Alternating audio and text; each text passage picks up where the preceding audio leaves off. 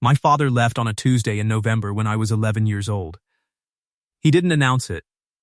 There was no fight the night before that I could point to and say, that was when it ended. He was just at breakfast. And then he wasn't at dinner. And then the days got very quiet in a way that didn't feel like peace.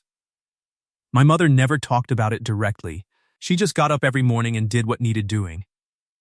She worked 2 jobs for 4 years while I moved through that uncertain phase of boyhood where a kid needs someone to show him what a man is supposed to look like. She did that too, in her way. She didn't tell me what a man should be. She showed me what a person who stays looks like, every single day, without making a ceremony out of it, without expecting a thank you. I've thought about that a lot in the years since. The people who stay don't usually announce it. They just keep being there. That's how you know. I'm telling you this because it matters to what comes next. My name is Cole Hardin. I'm 34 years old. I teach history and coach varsity baseball at a high school in Greenwood, Indiana. I've lived in the same mid-size house on the same quiet street for 6 years. I own a dog named Bishop. I make decent chili. I mow my own lawn and fix what breaks, and I've never in my adult life done anything that most people would call remarkable. That's an honest description. I'm not saying it with false modesty or as a setup to something grander. I'm saying it because the thing that happened to me happened quietly, in a public library, on a Wednesday afternoon in March. And it doesn't need embellishing. It just needs to be told right. I was there to pick up a stack of books I'd put on hold for a unit I was building on the 1940s home front. My students were studying the war through the people who stayed behind. The women in the factories, the victory gardens, the rationing books, and I'd ordered 8 titles. The hold shelf was at the back desk, and the woman behind the counter had her back to me when I walked up. She was reshelving a cart, working quickly and without any wasted motion, the way people move when they've done something so many times they've stopped thinking about it. Brown hair pinned up loosely, a little of it coming loose at the neck. Green sweater with a paint stain on the left sleeve that hadn't come all the way out, and probably never would. She turned around and said, "Last name?" I said Hardin. She found my stack without another word, scanned each book efficiently, stacked them in order. When she got to the last one, she stopped. "You teaching this unit to high schoolers?" I said yes. Home front, rationing, victory gardens, the transformation of the workforce. She turned the book over and looked at the back cover for a moment. My grandmother had a victory garden until she was 81. She said it was the best habit the government ever forced on her. She set it on the stack and looked up. The directness of it caught me off guard. Not the information itself, just the fact that she'd said something real and specific instead of something polite and forgettable. Like she'd decided in approximately 3 seconds that I was worth saying something true to. I thought about that on the drive home. I came back the following Wednesday. I told myself I needed more books. I did not need more books. Her name was on the badge. Maura, she worked most weekday afternoons and some Saturday mornings. I learned that without asking, the way you learn things when you start paying attention to a place you didn't used to pay attention to. She was precise with the catalog and patient with everyone who wasn't. She had a way of making a child feel like their library card was the most important document in the room. She held the door for people whose hands were full. She didn't complain about anything where anyone could hear her. She wasn't unfriendly. She was guarded. There's a difference, and I recognized it immediately, because I'd spent years coaching 17-year-olds who were doing the same thing, keeping the important parts protected until they were sure you weren't going to use them wrong. I found a table near the periodicals. I started coming in with actual work, lesson plans, game film on my laptop, papers to grade. She didn't comment on my presence. After the 3rd week, she started leaving a coffee near my table when she refilled her own from the break room. 2 sugars. Without asking. I decided that meant something and didn't push it. We talked in small pieces. Baseball came up when she noticed the school logo on my jacket. She'd grown up watching her uncle play. She knew the difference between a curveball and a slider. explained it to me correctly on the first try, and looked at me with something close to patience when I said I was surprised she knew that. Most people assume women don't follow sports, she said. It gets very old. I said I didn't assume that. I was just surprised someone working the afternoon shift in a public library in Greenwood, Indiana had opinions on breaking ball mechanics.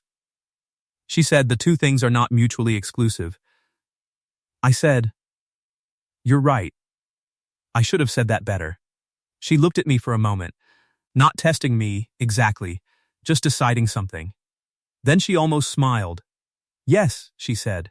"You should have." That was the best conversation I'd had in 2 years. I thought about it for 3 days. The weeks had a rhythm to them. I came in. I worked. She brought coffee.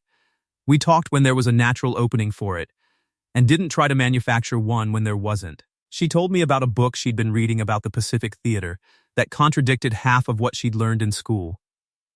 I told her about a student of mine who discovered a passion for primary source research after finding his great-grandfather's draft card online.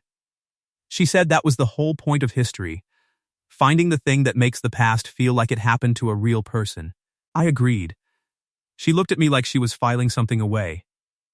There's a particular feeling you get when you're being paid attention to by someone who doesn't pay attention carelessly. Like something is being taken seriously without being made a performance of it. I noticed that feeling every time I was at that table, and every time I drove home afterward, and I let myself sit with it without rushing to name it.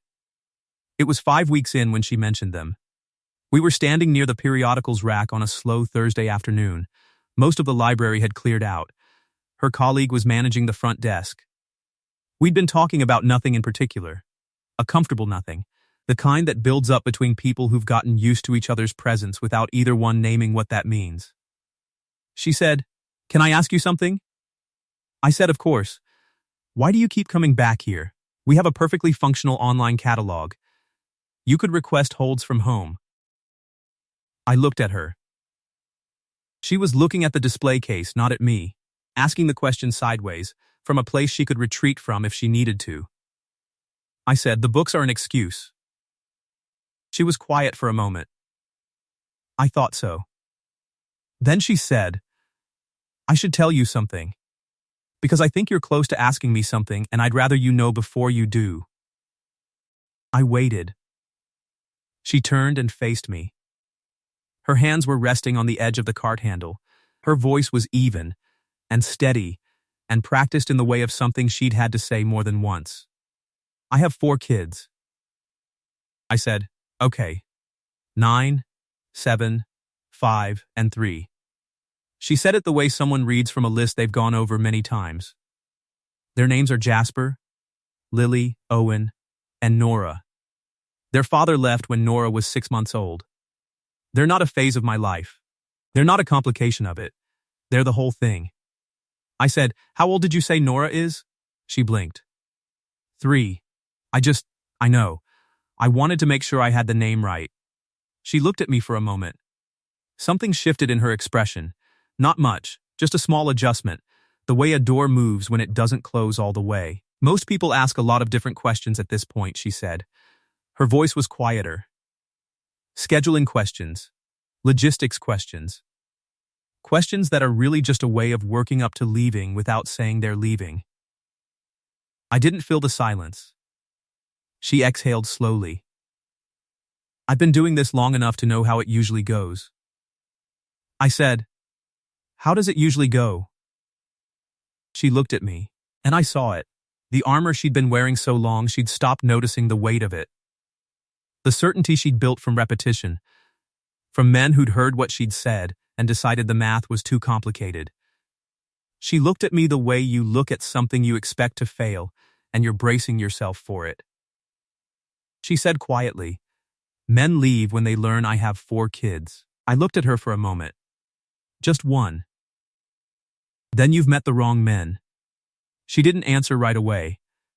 She looked at me the way you look at something you're not quite sure is real yet.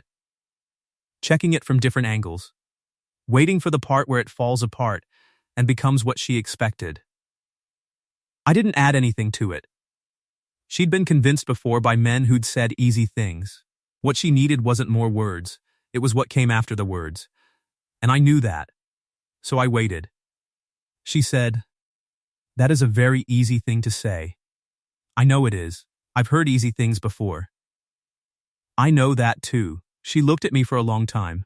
The library was very quiet. She said, "Don't ask me out right now.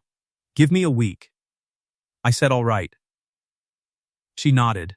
The conversation was over. She went back to the cart. I came back exactly a week later. She looked at me from the desk and said, "Thai place on Main Street. Thursday at 7. I said that worked. She looked back at her screen. "It's not a big deal," she said, in the tone of someone for whom it was in fact quite a big deal. I said, "No, it's not." We both knew better. She laughed 3 times at dinner. Not polite laughs, real ones. The kind that surprised her a little. The kind that came out before she could think about whether to let them. I drove home and stood in my kitchen thinking about those 3 laughs for a long time.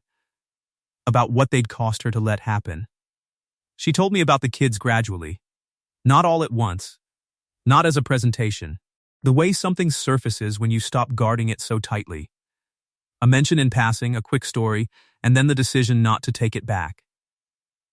Jasper, the oldest, was 9 years old and serious, and had his mother's way of reading a room before he said anything in it. Lily collected rocks and kept a notebook for observations she considered significant. Owen was 5 years old, and believed with complete and total conviction that he would one day play professional baseball. Nora, the youngest, drew pictures of everything she saw. She drew the dog at the park. She drew the grocery store. She drew her siblings with varying degrees of anatomical accuracy. I asked if I could meet them.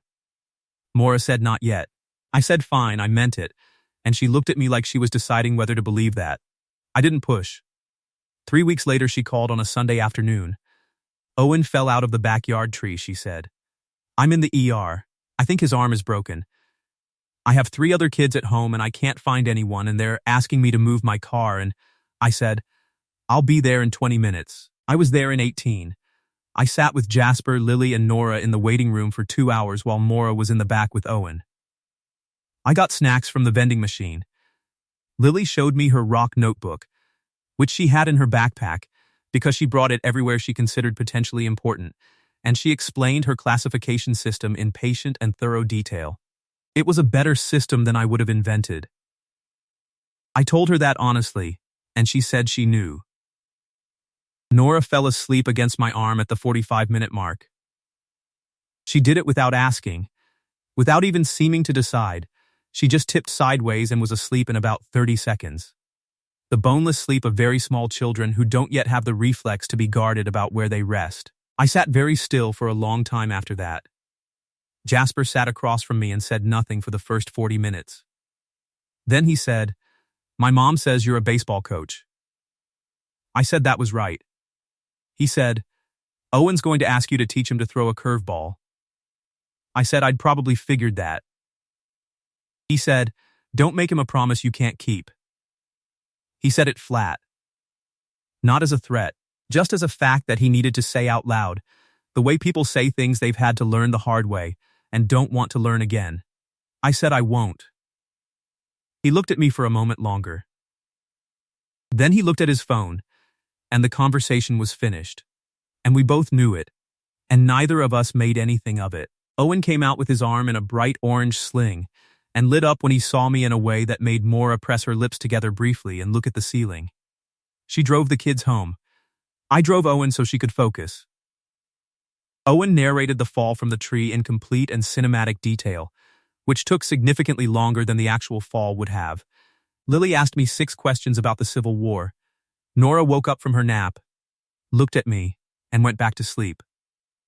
That night, after all 4 of them were in bed, Maura sat across from me at the kitchen table with a cup of tea going cold between her hands.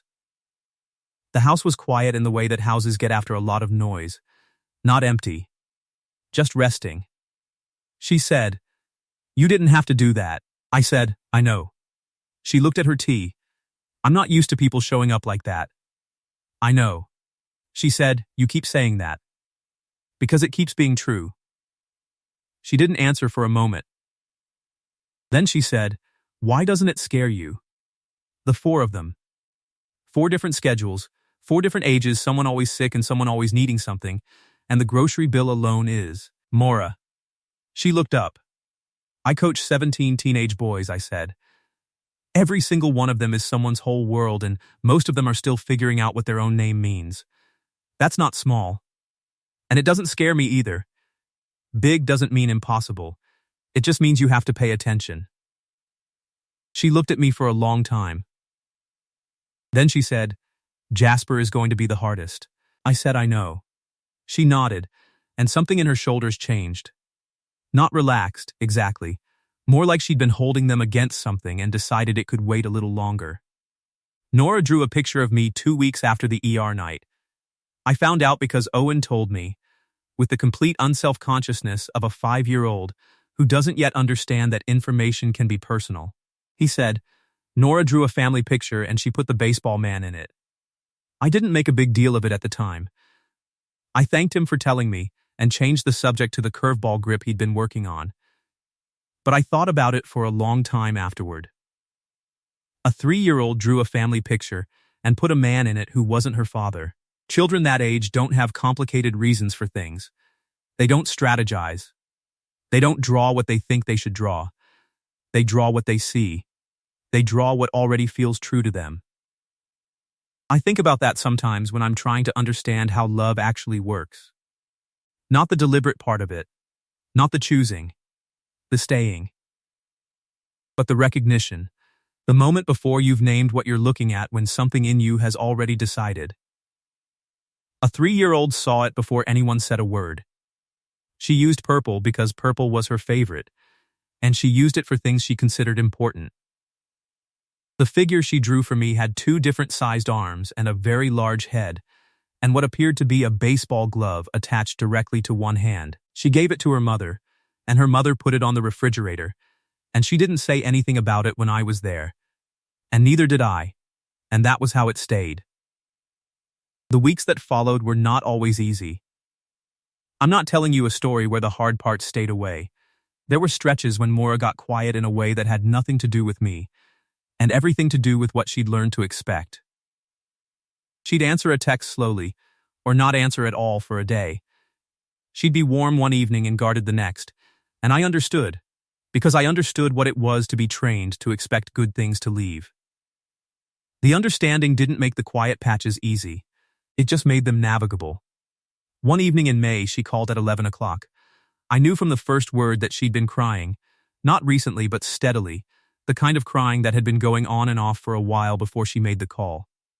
She said, "I need to tell you something, and I need you to just listen." I said, "All right." She said, "I keep waiting for you to leave. I wake up and that's the first thing I think about. That today is the day it gets too complicated, and the math stops working for you. And I know that's not fair. I know you haven't done one single thing to deserve being treated like you're already halfway out. But I can't stop expecting it. I don't know how." I didn't say anything for a moment. Then I said, "My father left when I was 11 years old. He was at breakfast and gone by dinner, and I spent probably 3 years after that just waiting for every good thing to do the same thing. Waiting for it to leave before I let myself get used to it." She was quiet.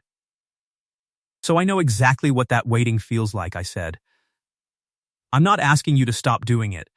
I'm asking you to let me stay long enough that it starts to feel like a real possibility that I won't." She said, "That's a big ask." "I know it is, but it's the only one I'm making." A long pause. She said, "Okay." She said it quietly and without ceremony, the way she said everything that actually mattered to her. Like something true enough that it didn't need to be announced. Just stated. She said, "Okay." I said, "Good." That was enough for both of us. The kids got used to me in their own order, in their own time. Owen was first and easiest. He'd decided before the ER parking lot that I was someone worth knowing, and from there it was just a matter of teaching him the curveball, which I did, and watching him work at it with a focus that made me genuinely proud in the way you're proud of a kid who earned something. He practiced in the backyard every evening, after school, for 3 weeks. He kept a tally and pencil on the fence post, the number of times he'd thrown it, and when it hit 200 he came and told me like it was news worth reporting. Which it was. Lily warmed to me the afternoon I asked to see her rock notebook, and asked questions about it that she could tell weren't polite questions, that I actually wanted to know. She had a classification system built on color, weight, and where she'd found each specimen, with a hand-drawn scale on the inside cover, that she'd calibrated using a kitchen scale and a piece of printer paper. She showed me 14 pages and let me hold a piece of gabbro she'd found at a state park 2 summers earlier. She said not everyone got to hold it. I asked what I'd done to qualify. She looked at me seriously and said, "You asked what kind it was before you asked where it came from." I didn't fully understand the distinction, but I understood that it mattered to her. And that was enough. Nora had already put me in the family picture, so as far as she was concerned, the matter was settled. She climbed on me at every opportunity. She narrated everything she saw. She drew me 6 more times in various situations, once with Bishop the dog, once teaching what appeared to be a class of triangles, once standing next to a very large purple moon. Jasper was last. And the way it happened was the way things happen with people who are 9 years old and serious, and have their mother's instinct for reading what's real. Slowly, without fanfare, when he was ready, and not a moment before. Owen's Little League team played their 3rd game of the season on a Saturday morning in June. Owen had been working on the curveball for 6 weeks.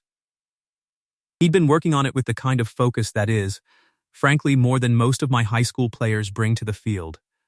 I hadn't promised him anything. I'd taught him the grip, corrected his release twice, and told him that a pitch earns its place in a game through repetition, not through wanting it badly enough. He threw it in the 2nd inning. It broke late and sharp, and the kid at the plate swung through it by a foot. Owen looked at me in the stands. I gave him one nod, the kind that says, "I saw it. And yes, that was what I told you it could be." I felt someone sit down next to me. Jasper. He'd been 2 rows back with some kids from his class. He sat with his elbows on his knees and watched the game and didn't say anything for a while. Then he said, "He practiced that pitch 42 times on Thursday." I counted. I said I knew. Owen had told me. Jasper said, "He talks about you a lot." I said I was glad. Another minute went by. The innings turned. Someone's dad yelled something supportive and slightly misguided from the left side of the bleachers. "My mom talked about my dad like that once," Jasper said. His voice was flat. Not angry, just stating a fact that he'd had time to look at from all angles. She used to mention him the same way, when she still thought it was going to be okay. He paused. She doesn't anymore. I didn't try to say something that would fix that. There wasn't a thing I could say that would, and he knew the difference between someone trying to fix something and someone sitting with it honestly. He said, "She smiles different now than she used to." I looked at him. "I'm not saying that's you," he said, in the tone of a 9-year-old who was absolutely saying that was me. "I'm just saying, I noticed." I said, "I hear you. She's waited for things before," he said. Things that were supposed to show up and didn't. It was bad. For all of us, but mostly for her. He turned and looked at me directly. "Don't do that." "I won't," I said. He held my eye for a moment, the way his mother did when she was deciding whether something was true. Then he nodded once. Got up. Went back to his row. Maura had heard it. She was sitting on my other side, and she'd gone very still when Jasper sat down and stayed still through all of it. When he left, she reached over without saying anything, and put her hand over mine where it rested on the bleacher rail. We watched Owen strike out the next batter and lose his mind entirely with joy, spinning in a circle on the mound while the catcher jogged out to settle him down. Lily was writing in her notebook. Nora had a purple popsicle from the snack bar and was wearing most of it. Jasper cheered for his brother from 2 rows back in a voice I hadn't heard from him before. Loud and unguarded and wholly a kid's voice. the armor down completely for the length of one cheer. Mora's hand stayed on mine for the rest of the inning. I didn't say anything. She didn't say anything. Some things don't need narrating when you're inside them. You just let them be what they are. Nora's drawing is on the refrigerator now. The first one. The purple crayon family with the baseball man, 2 different sized arms, very large head, glove attached at the wrist. It's been there for 8 months. She's drawn 6 more since, and they're all up there too, the whole wall of them slightly crooked and wonderful. In the most recent one, the arms are the same length. She's getting better. She's also given me a baseball cap in every version, which I've chosen to take as a compliment. Mora looks at those drawings sometimes in the morning, when the house is quiet and the kids are still asleep and she's standing in the kitchen with her first cup of coffee. She doesn't say anything when she looks at them. She doesn't have to. I know what they mean to her. Not the drawings themselves, but what it meant that a 3-year-old put a man in the family picture before anyone said it was official. Before her mother had said the word out loud. Kids see what they see. They draw what feels true. They don't have the equipment to be strategic about it, and so what they say is honest in a way that most adults spend years learning to be again. I was at breakfast one morning when Nora climbed into the chair next to me and put a new drawing on the table in front of me without ceremony. She said, "That's you, and Mom, and Jasper, and Lily, and Owen, and me, and Bishop." She had included the dog, which Bishop did not deserve because he had eaten one of her shoes. But Nora had decided to forgive him, and apparently the drawing reflected her generosity. I said, "This is really good, Nora," she said. "I know," and climbed down and went to find her cereal. I looked at the drawing for a long time, all 7 of us, roughly rendered in purple and green and orange crayon on the back of a piece of construction paper. My arms were finally the same length. Mora's hair was a remarkable shade of orange. Bishop appeared to have 5 legs, which I decided not to mention. Mora came in from the hallway and looked over my shoulder at it. She didn't say anything. She put her hand briefly on my shoulder and went to start the coffee. That was the whole moment. That was all it was. And it was the exact right size for what it meant. I used to think staying was a decision you made once. That you chose something and that was the action. And everything after was just living inside it.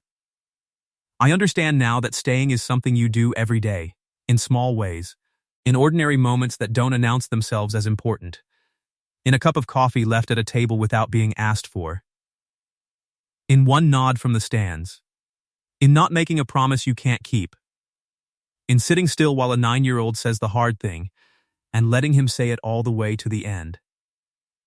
My father left on a Tuesday in November, when I was 11 years old. He didn't announce it. I spent a long time after that waiting for good things to leave before I could get used to them. And then I walked into a public library on a Wednesday afternoon in March to pick up books I didn't need, and a woman with a paint stain on her sweater told me something true and specific before she'd even decided to trust me. And I kept coming back, and she kept leaving a coffee at my table without asking. And one evening she whispered to me that men leave when they learn she has 4 kids. I said, "Then you've met the wrong men." I meant it when I said it. I mean it every morning when I walk into that kitchen and see 7 people drawn in purple crayon on the refrigerator, slightly crooked, honestly rendered, put there by a 3-year-old who saw the truth before anyone named it. Some people leave when things get complicated. Some people show up because of it. I know which one I want to be. I've always known.